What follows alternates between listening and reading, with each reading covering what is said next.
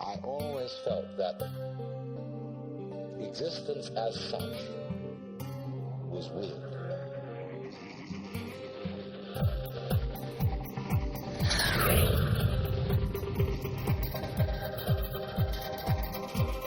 You are listening to the DisinfoCast. From a tiny, nondescript cul-de-sac deep in the Bible Belt comes the DisinfoCast. That's it, and I'm your host, Matt Staggs, and today's guest is Daniel H. Wilson. He is a roboticist, scientist, writer, and man about town. Welcome, Daniel. Hey, thanks for having me, Matt. Thanks very much for being on. Now, I've known you for a good little bit. It seems like more than a year here. How long have we known each other via the internet? Well, definitely since Robopocalypse, so 2009, right? Good night. Time flies, man. Where's it all going?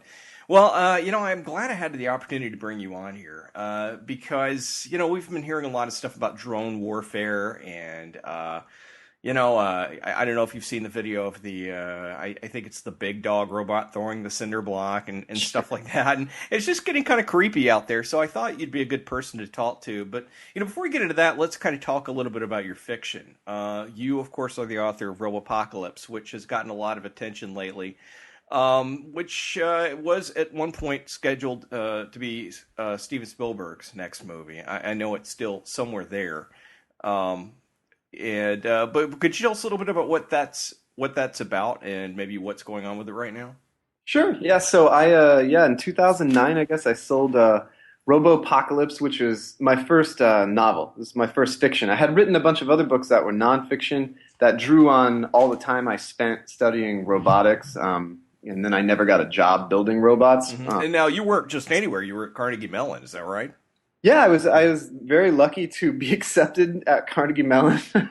Actually, the cul-de-sac and the Bible Belt that you mentioned sounds really familiar. I grew up in Tulsa, Oklahoma, and I went to undergrad at the University of Tulsa. And so to get from there to Carnegie Mellon was kind of a jump. It was disorienting. But yeah, so Robopocalypse was my chance to really write the robot uprising from the perspective of a roboticist. Like, what do you think would really, really happen? How would it really play out? No time travel, no gimmicks, nothing crazy. Look, I don't know if I'm going to be in for this if there's no nude time travel. Terminator. Listen, we've got the time travel nude, everyone. Like, they should institute that throughout every movie. So Bill and Ted would be a totally different movie. Looper would be very different. Yeah, I don't think I'd show up for that one. Yeah, Bill, you don't want to see Keanu and the other guy I really actually like. I can't remember his name. Oh yeah. Wait, no. Are you talking about Looper or? No, I was talking about Bill and Ted. Keanu and Winter, Alex Winter. Alex Winter. Yeah, he's great. He's a really oddball guy. Idiot Box was like the best. Oh, it's great, man. Do you remember the Flying Gimp? Eddie the Flying Gimp? Yeah. Oh yeah. Sorry, we're already off track. Go ahead, tell me about your book. Sorry, but no, so I was able to write this thing, and then what amazed me was that anyone cared. I mean, and it is true. I started looking around, and I realized that we're constantly under this barrage of new developments in robotics. There's always a new article, and every time you think you've seen the scariest thing, like Big Dog running and almost tripping on ice and catching itself, really, really creepy and awesome. And then you wait 6 months. Now it's throwing a cinder block. Yes. Okay. Touche. You win, Big Dog. How are you? The idea that it's going to shoot you or blow you up with a missile is one thing, but for fuck's sake, the idea that it's going to pick up a friggin' cinder block and whack you over the head of it. The thing about Boston Dynamics and Big Dog is that is just a direct military application. That's how they get their money, and that's what they're building are military applications. And normally in academia, you mostly see either basic research or you see, domestic applications. So I've seen lots and lots of drones, at Carnegie Mellon, but they're not shooting missiles. They're actually surveying mudslides in Japan and picking out survivors and, doing all this good stuff. So what do you think now, the fact that you hear the word drone and automatically, you think of explosions and bloodshed and things like that? I mean, do they need to have some other name for this now, or? Well, I mean, yeah, drone has totally taken that over, and I don't think that's a bad thing. I mean, it's the kind of thing that you can have a big drone program without a lot of people knowing about it. And I think the more people do know about that stuff, probably the better for everybody, especially as the technology proliferates into domestic usage, right? I was just at this conference, the Robotics Alley conference, and it was basically all the money that was going toward research, toward all these companies doing research for building weapons applications is dried up. It's gone. And so you have all these companies that are turning around, and at the exact same time, they're all turning toward domestic law enforcement. And they're saying, how can we take our project, which we've been making millions on for the last 5 years, and continue to keep it going and keep this project afloat? And the only way to do it is to sell to domestic law enforcement. And so I think there's a tidal wave of robotic applications that are going to be coming into our world through our police and through our specialized domestic forces like SWAT and things like that. So how long do you think we're going to be, or do you think we'll ever see maybe a situation where domestic law enforcement uses a drone equipped with a gun or something like that to take someone down? With a gun, I don't know, but I mean, I do know that they've already tried, right? I mean, I've read some articles about basically public outrage when people try to institute these technologies, because I don't think there's, I'm not an expert on the law part of it, but I don't think there's a law against it. I know for a fact that the FAA has not been able to figure out their stance on drones. And well, somebody just buzzed a plane, didn't they? One of the airports with the drone. Did you hear about that? Airplane saw one of these things. I don't know if they confirmed that sighting or what, but in fact, I was at a conference where there was a whole panel on this, and the sort of consensus was, look, no one's going to do anything until one of these gets sucked into a jet engine, right, and then they're all going to be banned. This video online, and I think I ran into Disinfo of a bunch of guys hassling. It's in France, of hassling a police car with a drone. Really? Just buzzing the police car over and over and over, and when the police get out, they, of course, has a camera equipped on it, and they just land it on a building and then take it back off again. Oh, my God. So, yeah, it's getting out there for sure in a lot of different hands. So do you think that within the next several years, decades, whatever, that we're going to have autonomy in these sorts of things, limited autonomy or some sort of decision-making process built in? Yeah, I mean, absolutely. If you've seen the now what are those things called? Damn, I'm not on my game today. That's all right. There's it's at the University of Pittsburgh, and it's these little swarm drones, and they operate in swarms. So there's 10 of them all operating together, and they. Yeah. I have seen those. It's kind of recent. Yeah, that's super recent, and probably why I can't remember. They've been calling them electronic bees and all kinds of stuff.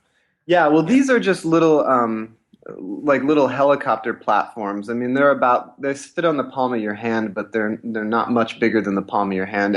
And what they're able to do is they can kind of together go into different configurations. There's video of them flying through windows all at once, sort of forming a line and busting through and going through an open window without wrecking into the window or each other. They form these really complex patterns and formations and go into them, and they also go from one formation to the other without hitting each other. And that kind of stuff where you either have one drone that's not going to run into things, or you have lots and lots of them that are all being controlled by one operator who just sort of says, hey, go this direction, and then they flock together like birds. I mean, that's autonomy, right? I mean, that's the machines are making small split-second decisions about how not to run into each other and objects, basically. And I guess it says something about me that I'm both horrified by this image, but also amused by how much it would agitate my cats. Tiny helicopters flying around the house. So, well, I mean, they've got these things building buildings. Like they've shown video where they're constructing, these sort of proof of concept buildings. I mean, the possibilities are pretty damn amazing.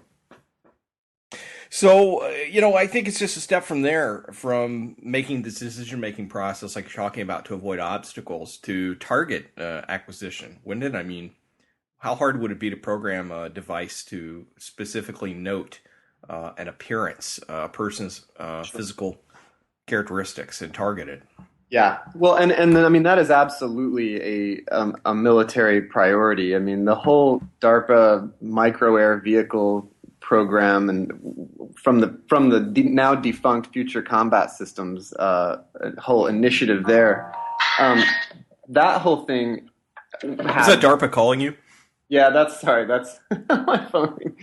That whole program is all about getting bird-sized or smaller micro-air vehicles and getting them to transition from outside to inside houses and where they can set up for surveillance or even to deliver, some kind of lethal attack to a person. So, obviously, I don't think that kind of stuff would be used like by domestic law enforcement anytime soon. That's still like James Bond stuff. Sure. But if it becomes easy enough, at some point, it's possible we could live in a future where those kinds of tools are employed by law enforcement. Well, and delightful. That's pretty scary. Yeah, this is, I don't know if you've seen this, I'm sure you have, but there's a program with the federal government that they allow police agencies just to have their pick of surplus military gear, at no cost or low cost.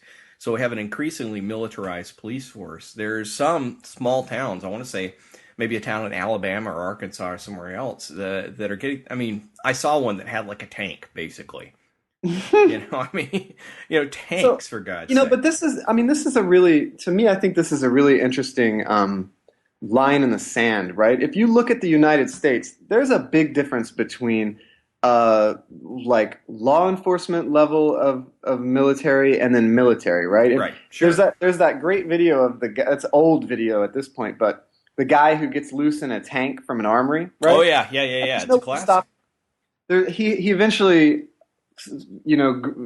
gets high centered on like a median or something, some kind of median center block thing, but like. There's literally no way to stop him. He can either run out of gas or whatever because there's just nothing in the domestic arsenal to deal with that because there's no need for it.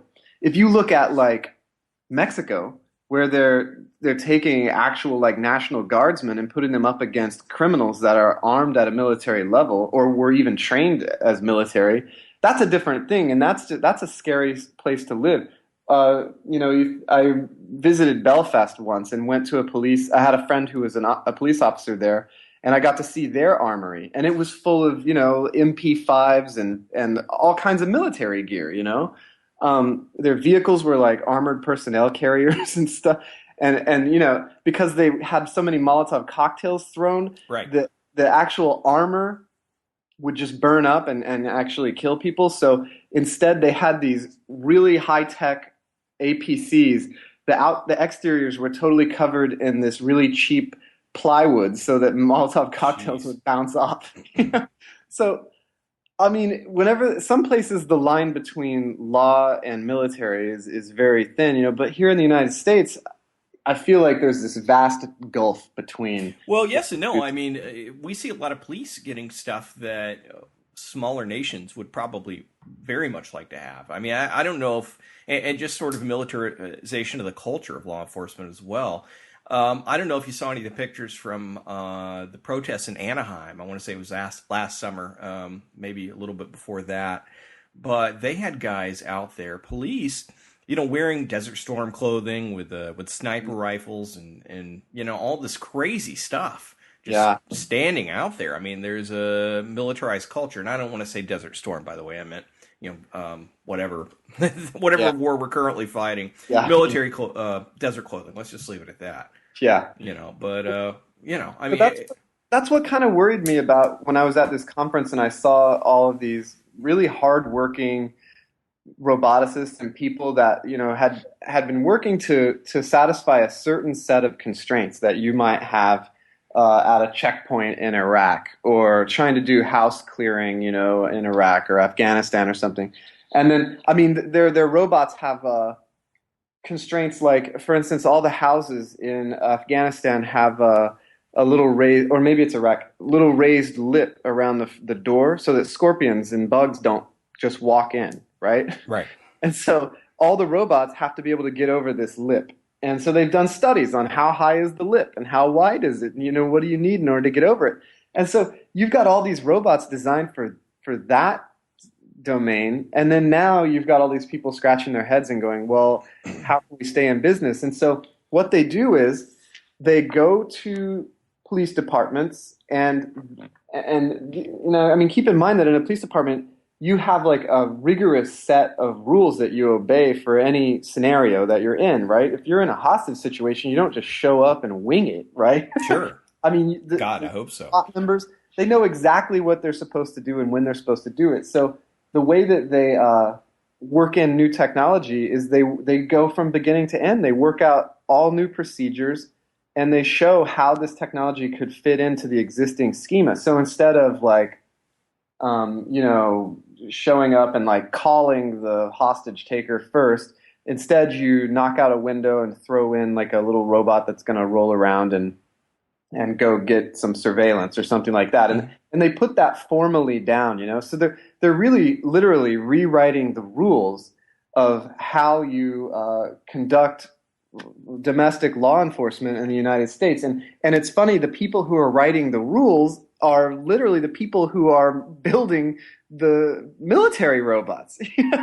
So and they are cool toys, but that's got to worry you. Right? Right. Oh, yeah. I mean, that's the thing is like, I think there's something, and I don't know if it's especially men, but yeah, I mean, I know for a fact I love stuff like that, even if it is kind of horrific. I don't want it to be used on anyone, unnecessarily, but yeah, I mean, it's still, whoa, that's a little robot. Look at the thing. I mean, when you mention like, what would you say, micro aero robotic, what was it?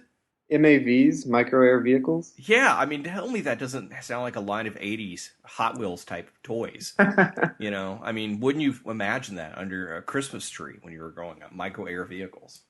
Oh, yeah, well, that's why they're for sale, at I'm not sure, where is it that you can there's some, it's like, remember Sharper Image or whatever, it went out. Yeah. There's some place like that whatever the new one is, and you can buy these little hovering platforms there, and they cost like $200 or something. Yeah, and of course, there's also DIYdrones.com, which is totally amazing stuff. And I'm so tempted to just throw down the $500 and build myself a drone, because how much fun would that be? You could hang GI Joes from it on dental floss, I'm telling you. Awesome. Speaking of weird, crazy ideas, how much coke do you think was involved in stocking, the people that stock those Sharper Image stores? I mean, I remember going into one of those things when I was a kid and seeing a full-size fucking xenomorph from Alien. It's like, this is yours for only a small price. I think they've moved on to doing the Air Mall catalog. Yeah. That's exactly it. That is a Sharper Image of today. A full torso of a predator climbing out of the ground for your garden. Right, or the Bigfoot. Have you ever noticed they have a great selection of Squatch-related merchandise in Sky Mall? Thank God someone's out there tending to our Sasquatch needs. Yeah. Well, speaking of which, maybe you can build a drone and hunt Sasquatch.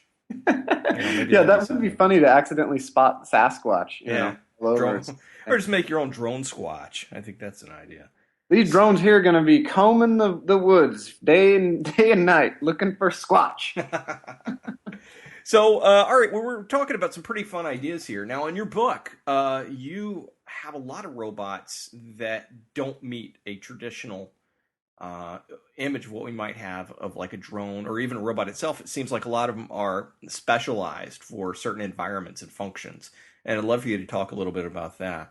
Sure. I mean, I think that's typically what happens when you build a robot is you try to simplify the problem as much as you can. I mean, it's hard. It's hard to make a robot do anything and not break immediately. And so you try to simplify the problem, constrain it down to just what you need to do, and you build a really specialized tool. And the more generalized it is, the harder it is to make it work in all those different scenarios at once. So, in Robopocalypse, we're dealing with, smart environments that are taking care of the elderly. That happened to be my thesis topic. And then stuff like automated systems not full automated systems, but smaller pieces of complex systems that are now automated, like in commercial aircraft.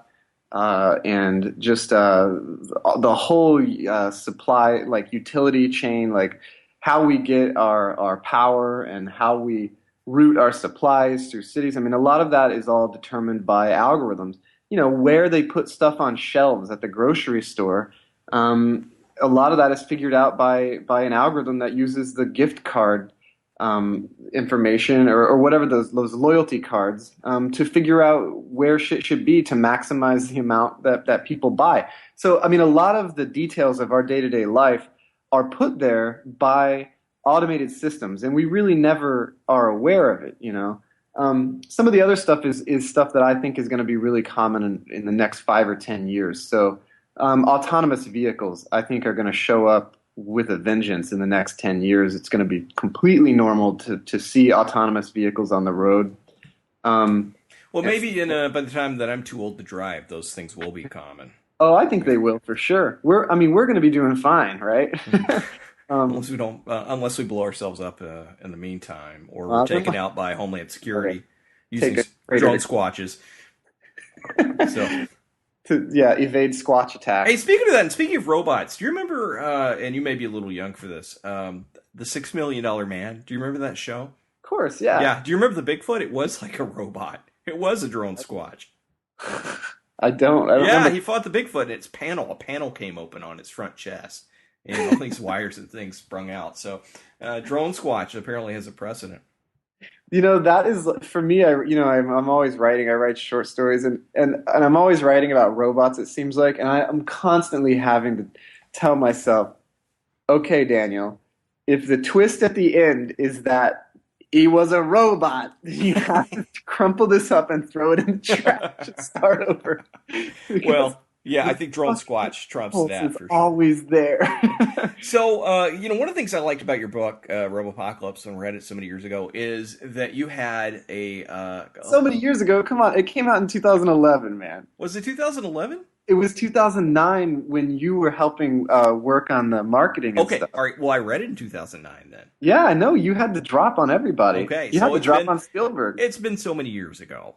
Is that fair to say? It's been almost 4 years. Yeah, okay. Okay, all right.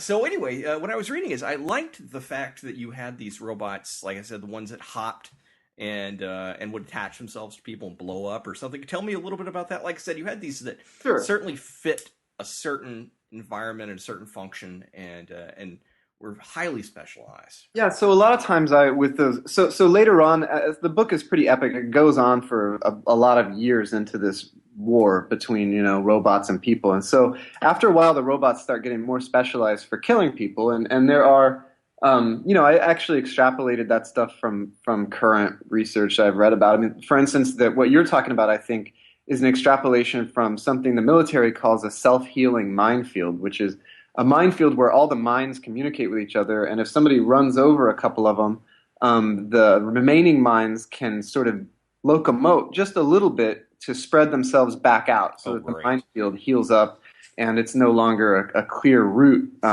So I kind of extrapolated from that and came up with the idea for stumpers, which are this really nasty hexapod that essentially has it's about the size of a mouse, and it has a couple of it's a hexapod based on all the research on cockroaches. Right.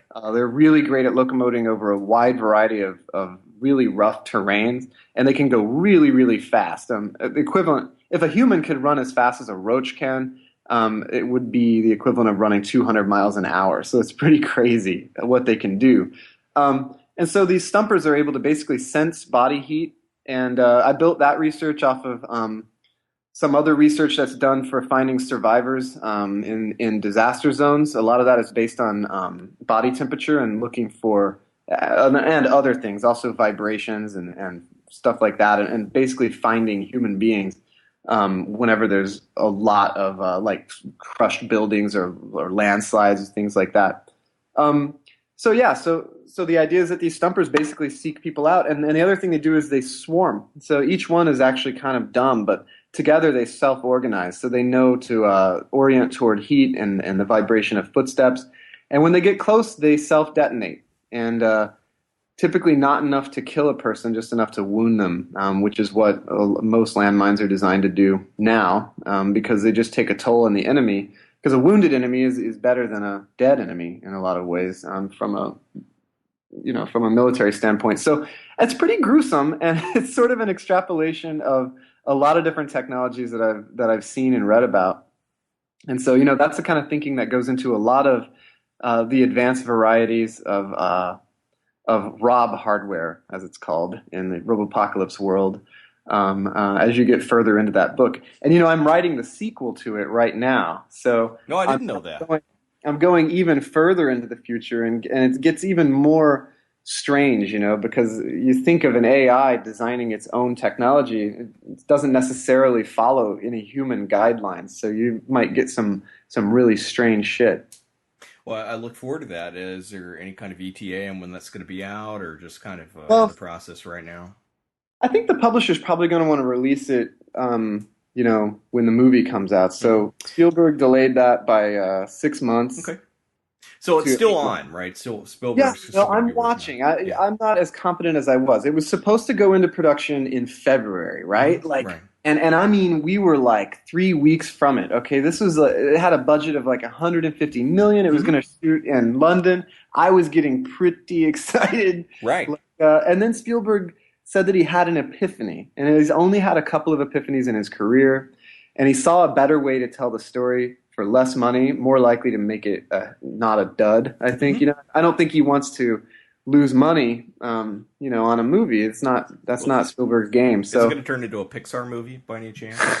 Dude, this movie is Wall-E with amputations. Saving Private Ryan with robots. Yeah, that's what this movie is. And so, he found a new way to tell a story. So he literally told everyone to go home. I mean, people were flying to London from all over the world to do all the different jobs that you do on a movie that's this big. Studio was all set. So, I mean, this is, by the way, what I'm saying right now is all based on reading news articles.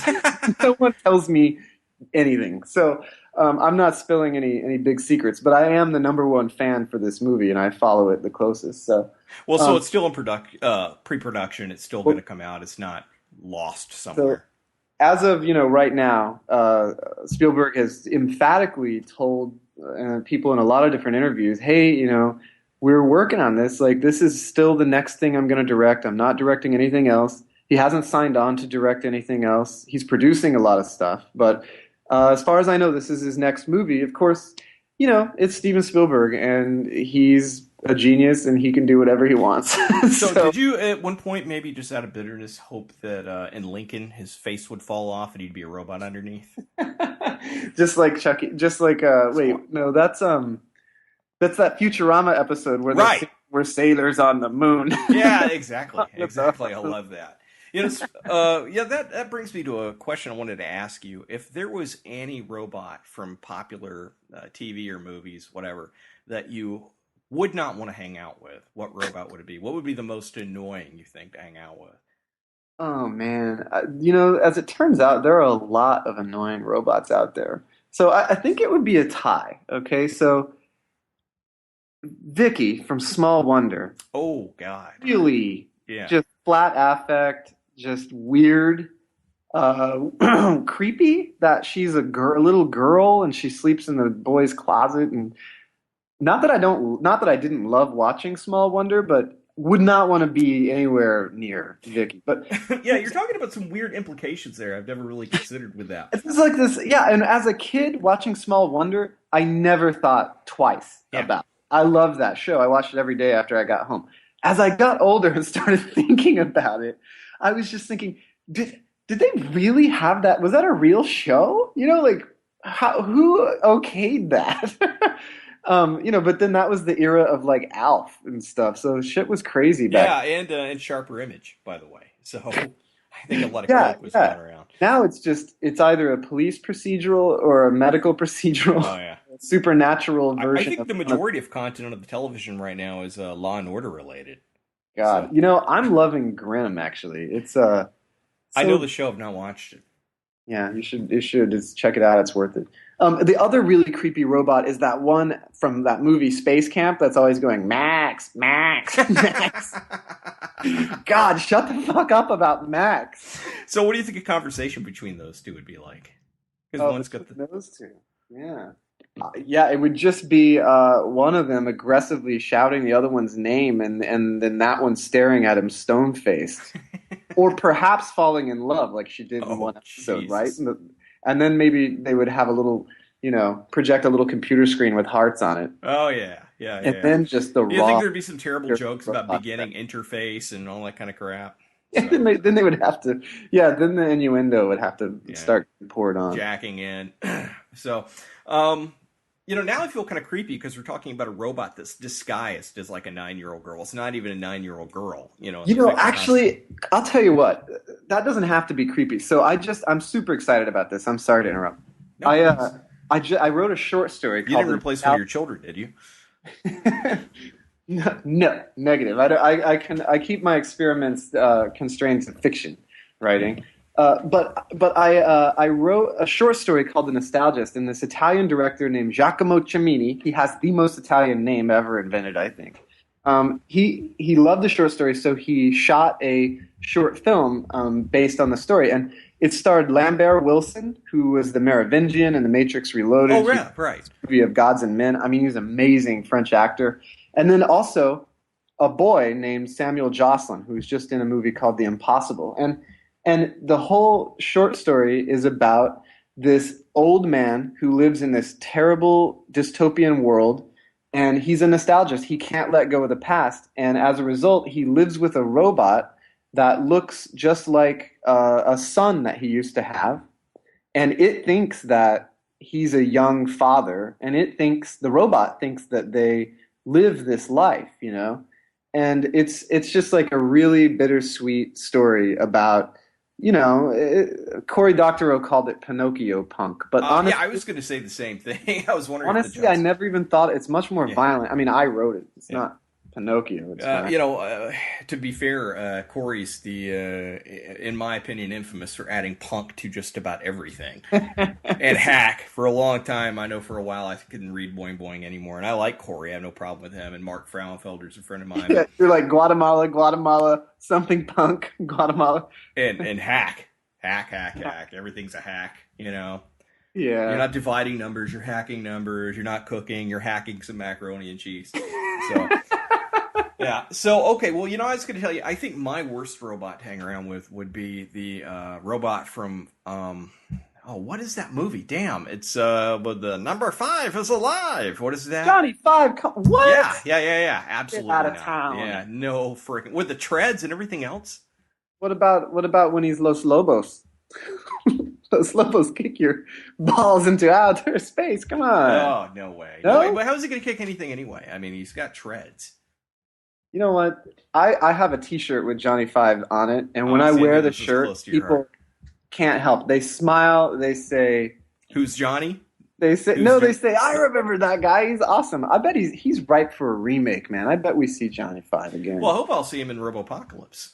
The twisted wreckage. Yeah. Oh, no. I just, although that would be pretty funny, the little background. But no, just maybe it could be one of the care robots for the seniors that go crazy. Dude, the robots in Robopocalypse would fuck Johnny 5's world up. I know. They're so raw. I don't know, but what about look, now you were just saying, what if he's Los Lobos? So, maybe there's a fight there you need really reconsider. If he had a little 80s machismo. Yeah. There's no stopping him then. Yeah, maybe drop by a Sharper Image, grab himself a life-size xenomorph, grab a Robo Squatch, and head your way. So, yeah.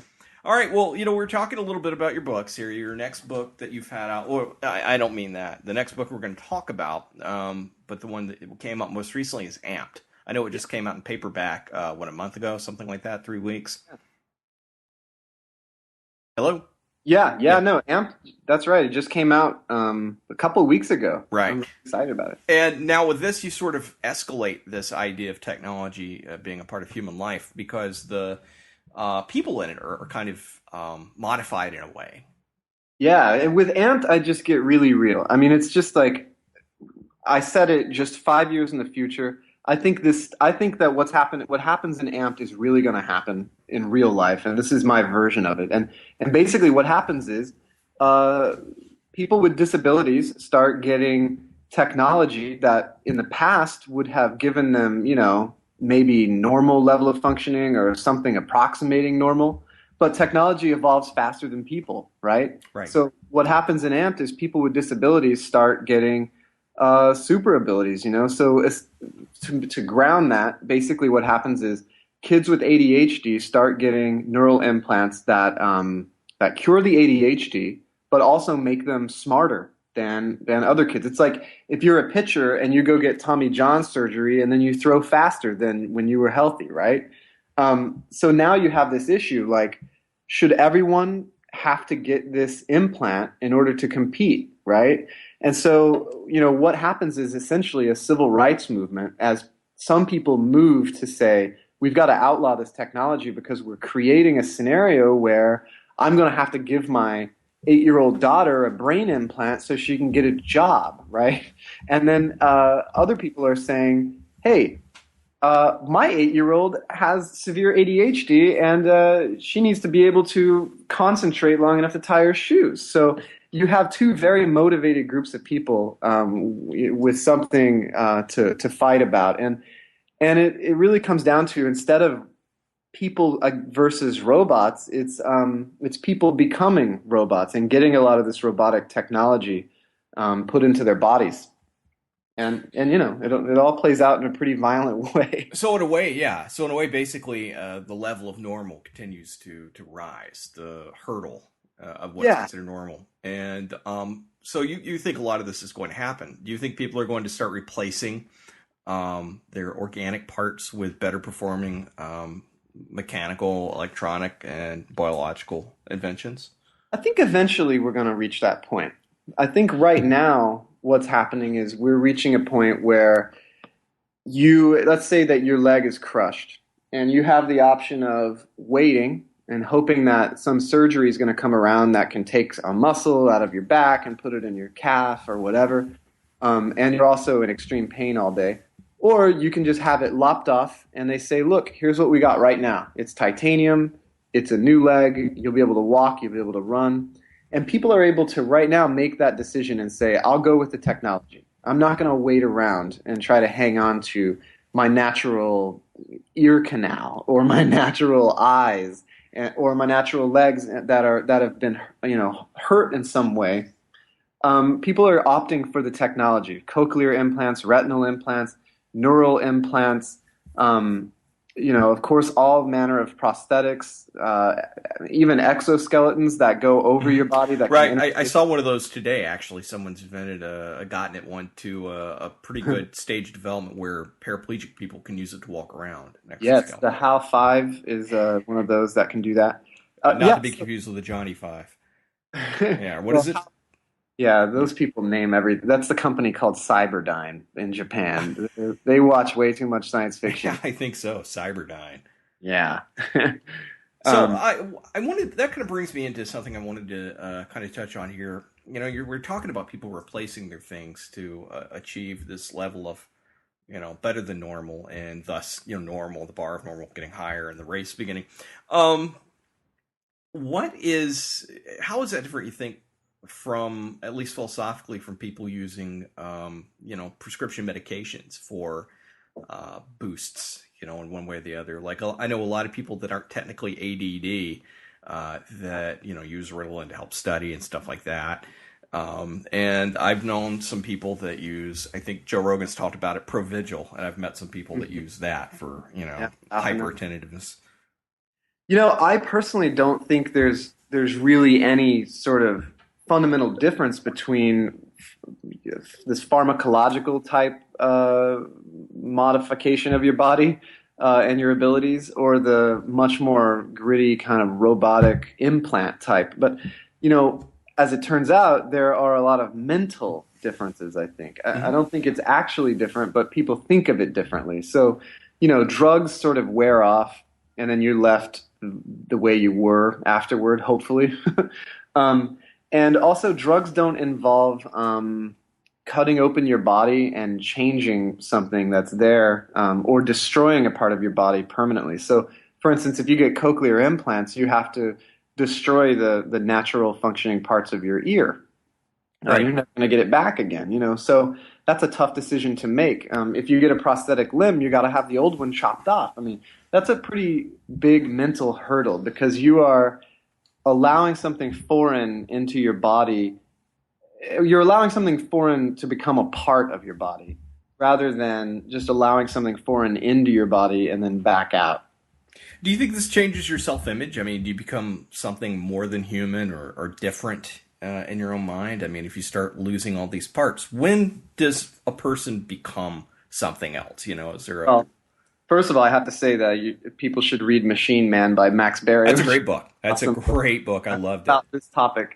Yeah. I love that book. But you know, I think about this a lot, right? And I don't know for sure. Like talking to people who I have a friend who has a prosthetic leg, and he talks about how it's just from the knee down, and he talks about how he'll wear shorts. He doesn't give a shit. You know, sometimes he likes it when people look at it. It makes him different. You know, he likes to blow people's minds and fuck with them. Yeah, to be fair, there's some pretty cool prosthetics. I mean, I wouldn't trade my leg for it, but and they're aesthetically, they're pretty. They're cool looking. They look, you know, the military gets the best ones, but you know, all of them are pretty cool at this point.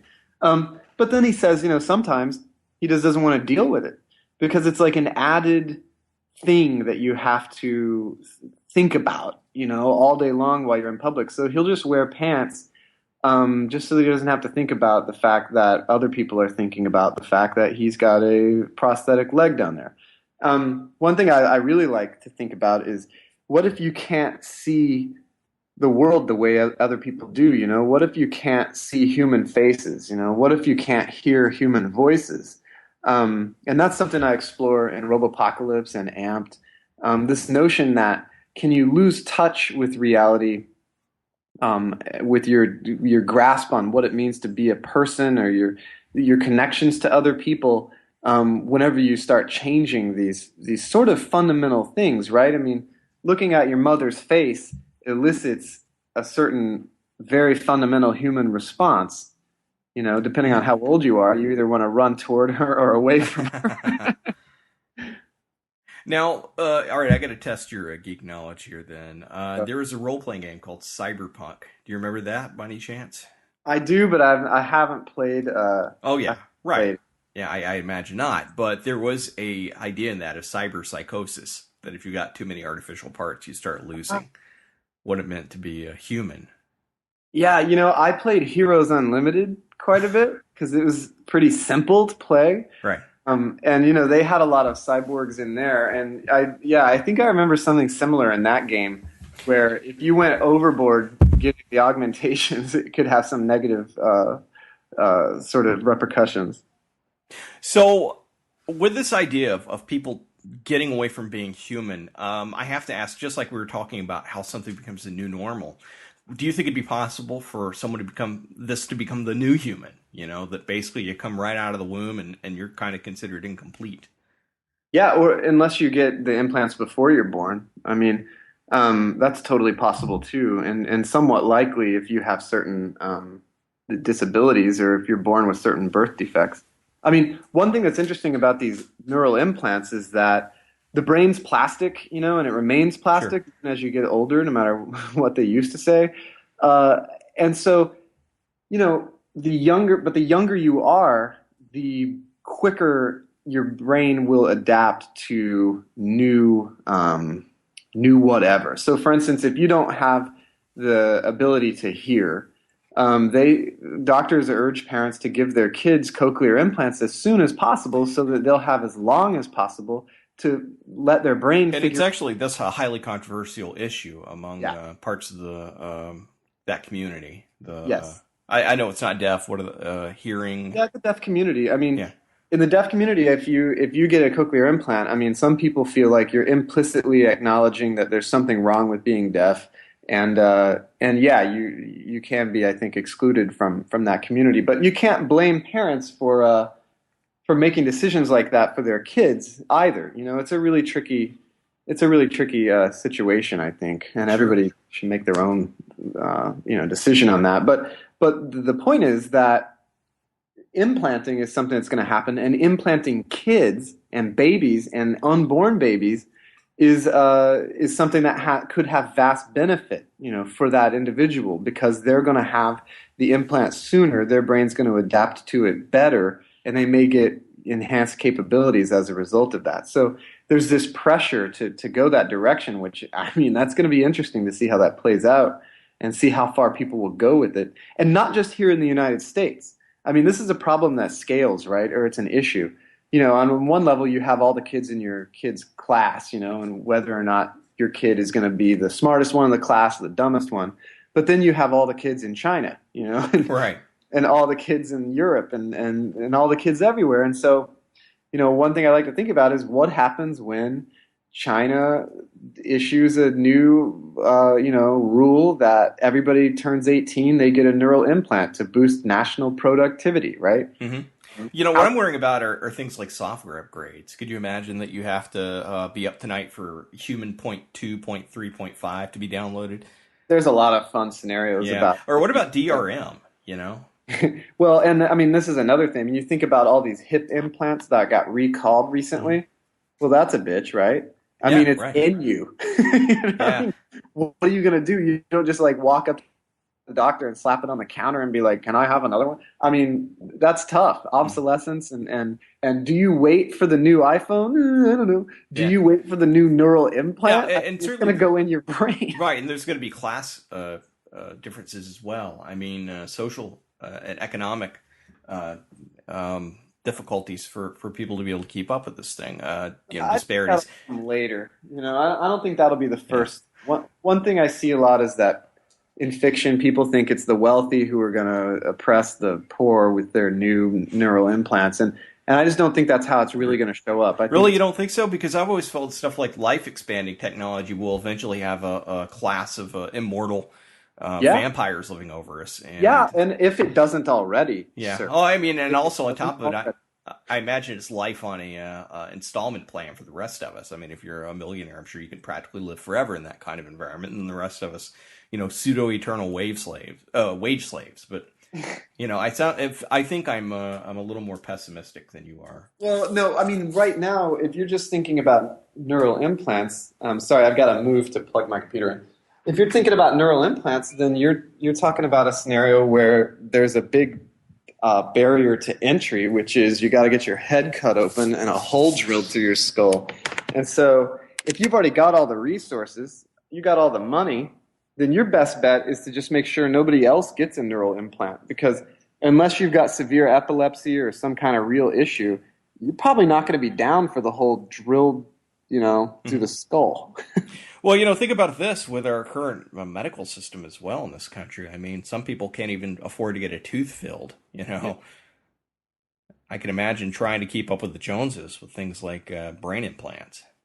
Well, it's funny, you talked about software a second ago, and I think in a lot of ways we're already in this scenario with our technology. So, it used to be that people would say, well, I don't want my kid to have a computer to go to school, and now it's just a matter of course. If you don't have a computer, how would you do schoolwork? I know. I was find one or get access to one, go to the library, but so we're kind of upgrading our brains that way, not directly going under the skin, but with access to technology.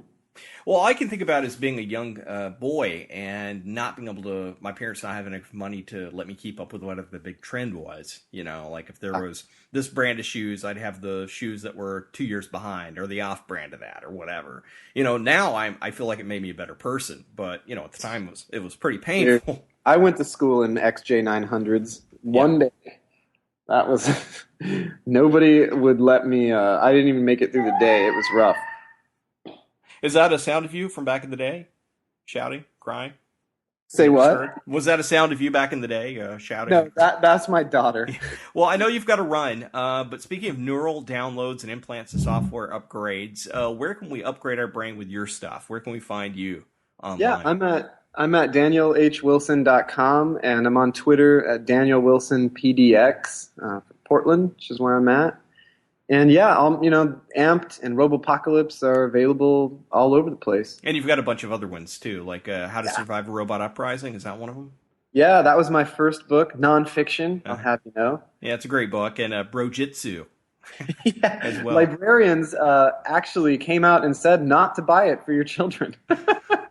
So, So, well, hey, that's kind of I think a mark of fame for you, actually. yeah, I So, think it was, the long suppressed classic Brojitsu. yeah, man, the man just won't let people see what's real about having a brother or sister. Right. Yeah. Well, look, Daniel, I appreciate you being with us, and I hope you can come back again pretty soon to talk about these sorts of issues. I know I could talk about them for all day, and I feel like I have with you. I hate that I kept you from your kids. But in the meantime, guys, if you want to find Daniel, definitely check him out on his website and at Twitter. If you want to find me, I'm at MATTSTAGGS. You can also follow Disinfo, the company, at DISINFO. If you want to learn more about the podcast, read interesting material, argue, and collaborate with our always interesting peanut gallery in the comment sections, and submit material, you can go to www.disinfo.com and check all that out. Once again, thanks so much for listening. Thanks to my guest, Daniel H. Wilson, and we will see you next time.